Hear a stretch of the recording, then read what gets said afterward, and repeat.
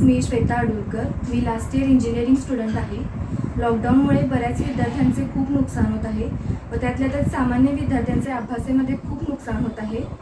तर मी माझ्याकडे जे 12वीचे मॅथमॅटिक्स आणि कम्प्युटर सायन्सचे जे नॉलेज आहे ते मी तुम्हाला जास्तीत जास्त द्यायचा प्रयत्न करेन. मी मॅथमॅटिक्स आणि कम्प्युटर सायन्स हे चॅप्टर वाईज लेक्चर सिरीज सुरू करणार आहे. त्यातले मी हे पहिलं लेक्चर आज सुरू केलं आहे. तर तुम्ही जे 12वीचे विद्यार्थी आहेत किंवा जे 12वीला जाणार आहेत त्यांच्यापर्यंत हे व्हिडिओ नक्की पोहोचतील ह्याचा प्रयत्न करा व त्यांच्यापर्यंत हे व्हिडिओ नक्की शेअर करा. तर आज आपण पहिल्यांदा 12वीचा मॅथमॅटिक्स पार्ट 1 सिलेबस आणि त्याच्यामध्ये आपण काय काय पॉईंट्स बघणार त्याचा एक ओव्हरव्ह्यू बघणार. मॅथमॅटिकल लॉजिकमध्ये जे स्टेटमेंटशी रिलेटेड ऑपरेशन सम्स असतात ते आहेत. तर स्टेटमेंट आणि सेंटेन्समध्ये पहिल्यांदा फरक काय आहे आपण बघूया. Suppose there are two statements. First one is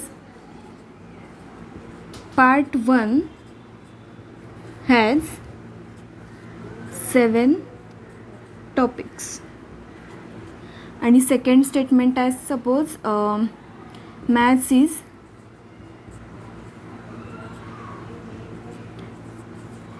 easy.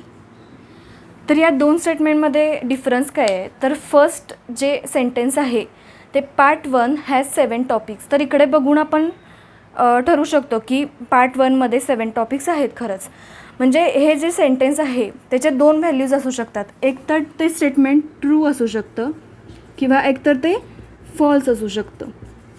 तर ह्या दोघांना म्हणतात ट्रूथ व्हॅल्यूज. तर त्या सेंटेन्सचे जर ट्रूथ व्हॅल्यूज आपल्याला डिसाईड करता आले तर ते झालं स्टेटमेंट.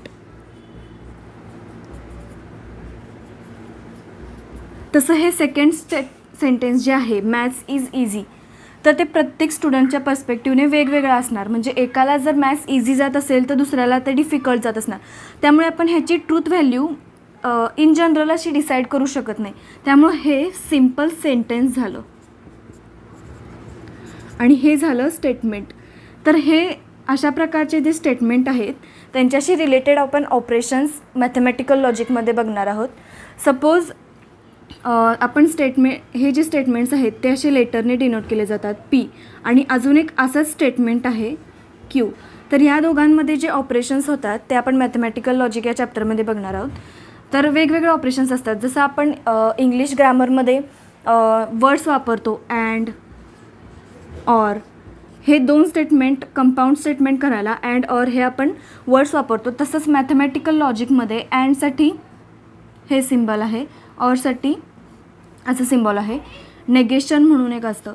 तर असे वेगवेगळे रिलेटेड स्टेटमेंटशी रिलेटेड आपण ऑपरेशन्स या मॅथमॅटिकल लॉजिकमध्ये बघणार आहोत. तर सेकंड चॅप्टर आहे मॅट्रिक्स. तुम्ही 11वीमध्ये डिटर्मिनंट्सचा टॉपिक शिकलेला असणार. तसाच हा मॅट्रिक्स म्हणून 12थला एक टॉपिक आहे. मॅट्रिक्स म्हणजे एक लिस्ट ऑफ आयटम्स असते. सपोज मॅट्रिक्स हा लेटरने डिनोट केला जातो आणि असा स्क्वेअर ब्रॅकेटमध्ये त्याचं सिम्बॉल आहे. तर सपोज त्याच्यातले एलिमेंट्स हे असे आहेत 1 2 3 4 5 6 7 8 9. तर हा एक हा मॅट्रिक्स झाला. तर ह्याच्याशी रिलेटेड जे ऑपरेशन्स आहेत की रोमध्ये रो ॲड करायचा किंवा कॉलममध्ये कॉलम किंवा scalar multiple of row added with row another row or scalar multiple of column added with another column किंवा इन्व्हर्स ऑफ मॅट्रिक्स म्हणून ही एक इम्पॉर्टंट कन्सेप्ट आपण ह्याच्यामध्ये शिकणार आहोत. इन्व्हर्स ऑफ मॅट्रिक्स ही एक महत्त्वाची कन्सेप्ट या चॅप्टरमध्ये आहे आणि ह्याचं ॲप्लिकेशन म्हणून आपण लिनियर इक्वेशन्स जे असतात ते आपण सॉल्व केले आहेत 11वीला. तर हे matrix inverse of matrix use करून कसे सॉल्व करायचे ते बघणार आहोत. लिनियर इक्वेशन्स म्हणजे तुम्हाला माहीत असेल x + 2y = 1, 2x + 4y = 2. अशा प्रकारे हे लिनियर इक्वेशन्स असतात. तर हे इक्वेशन्स आपण पहिल्यांदा मॅट्रिक्सच्या फॉर्ममध्ये कन्वर्ट करून घेतो.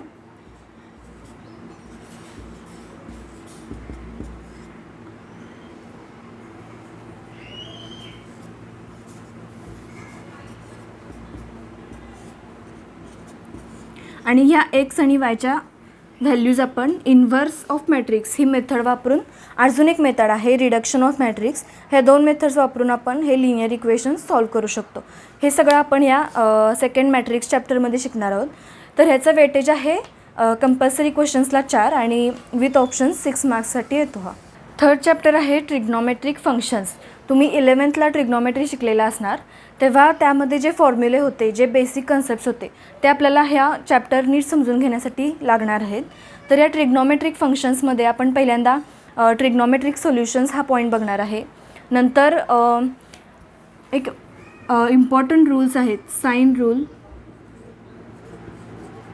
आणि कोसाइन रूल. हे जे दोन रूल आहेत ते सम सॉल्व करण्यासाठी आपल्याला लागणार आहेत. परत ह्याचं एक ॲप्लिकेशन म्हणून सोल्युशन ऑफ ट्रायंगल हा एक पॉईंट आपण बघणार आहे. आणि ट्रिग्नॉमेट्रिक फंक्शन्ससोबत एक इन्व्हर्स ट्रिग्नॉमेट्रिक फंक्शन्स म्हणून आहे.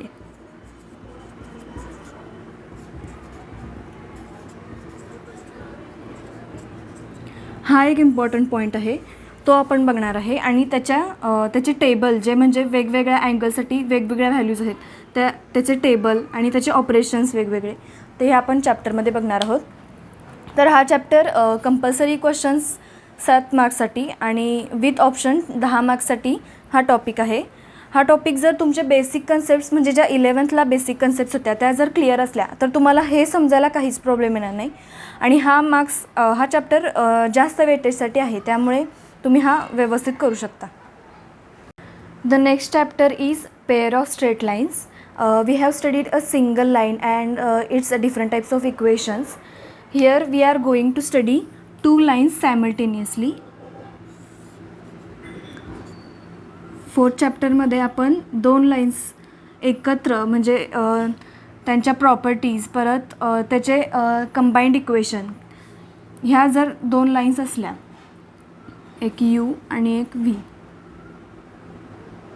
तर आपण त्याचं कंबाईंड इक्वेशन कसं लिहायचं, कंबाईंड इक्वेशन किंवा ह्याला जॉईंट इक्वेशन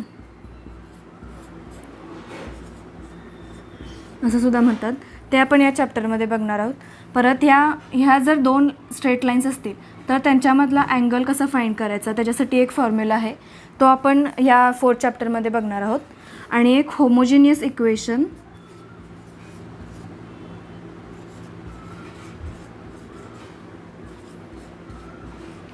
ऑफ डिग्री 2 ह्या चॅप्टरमध्ये बघणार आहोत.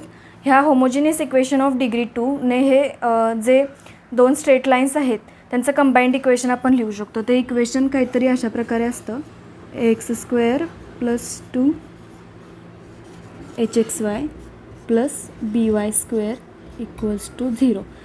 तर आपल्याला यामध्ये क्वेश्चन्स कसा विचारतात, जर 2 स्ट्रेट लाईन्सचे वेगवेगळे सेपरेट इक्वेशन्स दिले असतील, 2 वेगवेगळे इक्वेशन्स दिले असतील, तर त्याचं कंबाईंड इक्वेशन आपल्याला फाइंड करायला लावतात, किंवा एक कंबाईंड इक्वेशन देतात आणि त्या दोघांमधला अँगल कोणता असेल किंवा त्या दोघांचं सेपरेट इक्वेशन्स आपल्याला फाइंड करायला लागतं. तर ह्या चॅप्टरचं वेटेज आहे कंपल्सरी क्वेश्चनसाठी 4 मार्क्स आणि विथ ऑप्शन 6 मार्क्स. तर 5th चॅप्टर आहे व्हेक्टर्स.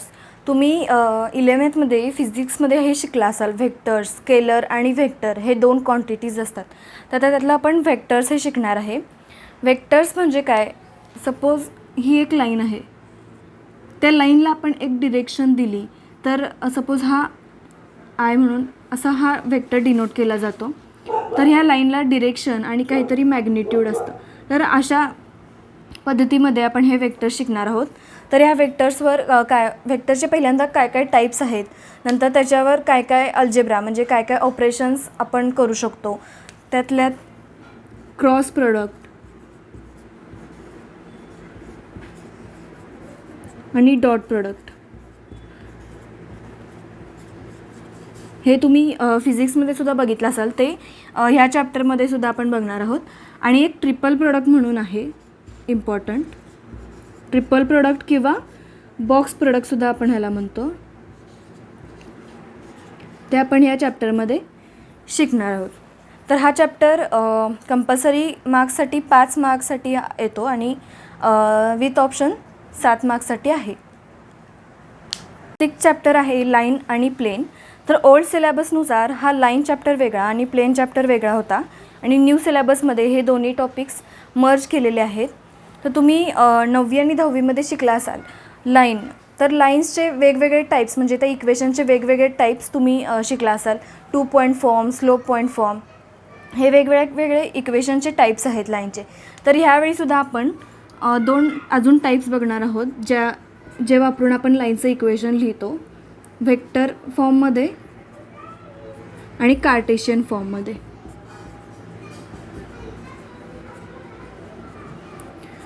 तर हा जो व्हेक्टर फॉर्म आहे, जे आपण 5th चॅप्टरमध्ये व्हेक्टर शिकणार आहोत, तेच म्हणजे ते कसं डिनोट करतात किंवा काय ते यूज करून आपण हे 6 चॅप्टरमध्ये लाईनचं इक्वेशन आपण फॉर्म करणार आहोत.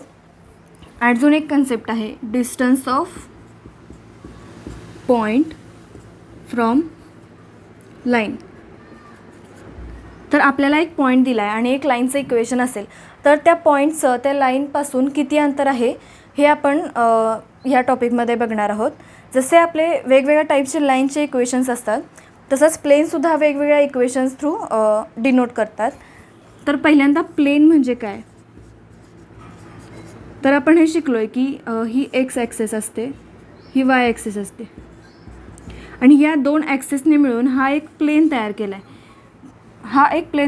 सपोज इथं हे 3 पॉईंट्स आहेत ए बी सी. तर हे या एक्स आणि वाय, हा एक्स वाय जो प्लेन आहे, या प्लेनमध्ये तिन्ही पॉईंट्स आहेत, म्हणजे ते तिन्ही पॉईंट्स को प्लेनार आहेत. तसंच एक थर्ड ॲक्सेस असते झेड ॲक्सेस. तर हे अजून 2 प्लेन तयार होतात, एक्स झेड आणि वाय झेड असे हे अजून 2 प्लेन तयार होतात.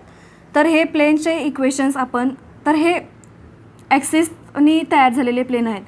खरं प्लेन हे कुठेही असू शकतात. हे असा एक प्लेन जर तयार असेल तर त्याचे वेगवेगळे कंडिशन्स आहेत. तर पहिली कंडिशन काय आहे की एक आपल्याकडे पॉईंट आहे आणि दुसरा एक व्हेक्टर आहे जो त्या प्लेनला परपेंडिक्युलर आहे. तर the equation of plane passing through this point and perpendicular to a vector हे आपण कॅल्क्युलेट करू शकतो. किंवा एक पॉईंट आहे आणि 2 पॅरलल व्हेक्टर्स आहेत, तर हे यूज करूनसुद्धा आपण एक प्लेनचं इक्वेशन काढू शकतो. अजून एक आहे 3 नॉन कोलिनियर पॉईंट्स आहेत, तर ह्या तिन्ही पॉईंट्समधून पास होणारं जे प्लेन आहे त्याचं इक्वेशन आपण काढू शकतो. अजून एक कन्सेप्ट आहे कोप्लेनार पॉईंट्स म्हणून, तो आपण इथे बघणार आहोत. तर ह्या चॅप्टरचं वेटेज लाईनसाठी 4 मार्क्स आहेत आणि प्लेनसाठी 4 मार्क्स आहेत. दोन्ही पॉईंटसाठी म्हणजे हे 2 चॅप्टर्सच आहेत ॲक्च्युली, दोन्हीसाठी इक्वल वेटेज आहे आणि विथ ऑप्शन हा 5 मार्क्ससाठी येऊ शकतो. चॅप्टर आहे लास्ट चॅप्टर लिनियर प्रोग्रॅमिंग म्हणून. तर 11thमध्ये तुम्ही लिनियर इनइक्वॅलिटी शिकलेला असाल. लिनियर इनइक्वॅलिटीचं इक्वेशन कसं होतं, इनइक्वॅलिटीचं equation x plus 2y is less than equals to 3 असं. हे म्हणजे आपलं इक्वेशन कसं असतं normal, x plus y equals to 0. तर ह्या इक्वल टू बरोबर अजून एक लेस दॅनचं साईन लागलं आहे, म्हणजे हे इनइक्वॅलिटी झालं. तर लेस दॅन इक्वल टू म्हणून हे इनइक्वॅलिटी तुम्ही 11thमध्ये शिकला असाल. त्याचंच पुढचं हे लिनियर प्रोग्रॅमिंग आहे. तर लिनियर प्रोग्रॅमिंगमध्ये काय असतं, सपोज हे एक इक्वेशन आहे आणि अजून एक इक्वेशन आपल्याला दिलेलं आहे.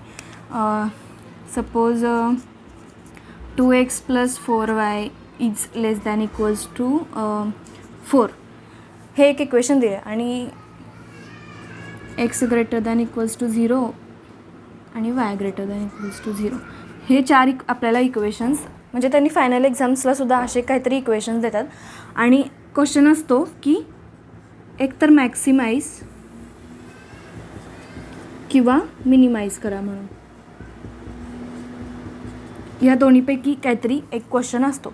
मॅक्सिमाइज आणि मिनिमाइज म्हणजे काय, सपोज हे इक्वेशन्स प्लॉट करून आपण एक ग्राफ काढला. आता हे इक्वेशन्स मी घेत नाही.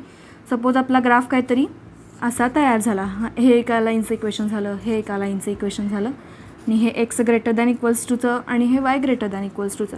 तर हा जो पोर्शन आहे तो मॅक्सिमाइज करा, म्हणजे की असे पॉईंट्स आपल्याला काढायचे असतात. हे जे कॉर्नर पॉईंट्स आहेत हे यूज करून आपण मॅक्सिमाइज किंवा मिनिमाइज करतो. तर मॅक्सिमाइज म्हणजे काय की हा एरिया कुठे कुठल्या पॉईंट्सला मॅक्सिमाइज होईल किंवा एरिया कुठल्या पॉईंटला मिनिमाइज होईल हे आपण कॅल्क्युलेट करतो. आणि हा क्वेश्चन 3 किंवा 4 मार्क्ससाठी फिक्स आहे. हा एकाच टाईपमध्ये मोस्टली हा क्वेश्चन विचारतात. तर तुम्ही हा चॅप्टर व्यवस्थित केला तर तुमचं हे 3 किंवा 4 मार्क्स सिक्युअर होऊ शकतील. तर अशा प्रकारे आपण हे 7 चॅप्टर्सचे टॉपिक नेम्स त्यांच्यामध्ये आपण कोणते पॉईंट्स बघणार आहेत, कोणते पॉईंट्स इम्पॉर्टंट आहेत हे बघितलं. आणि नेक्स्ट लेक्चर सिरीजमध्ये आपण प्रत्येक चॅप्टर हा इन डिटेल स्टडी करणार आहे आणि त्यामधील जे सगळे कन्सेप्ट आहेत ते आपण इन डिटेल स्टडी करणार आहे. आणि जे एक्सरसाइजेस आहेत त्यातले आपण मॅक्सिमम सम सॉल्व करायचा प्रयत्न करणार आहे. तर जे आत्ता 12वीला आहेत किंवा जे आत्ता 12वीला जाणार आहेत त्यांच्यापर्यंत तुम्ही हे व्हिडिओ नक्की शेअर करा. व तुम्हाला हे लेक्चर सिरीज कंटिन्यूअस बघायचे असतील व त्यांचे अपडेट्स तुम्हाला मिस करायचे नसतील तर तुम्ही चॅनलला नक्की सबस्क्राईब करा. थँक्यू.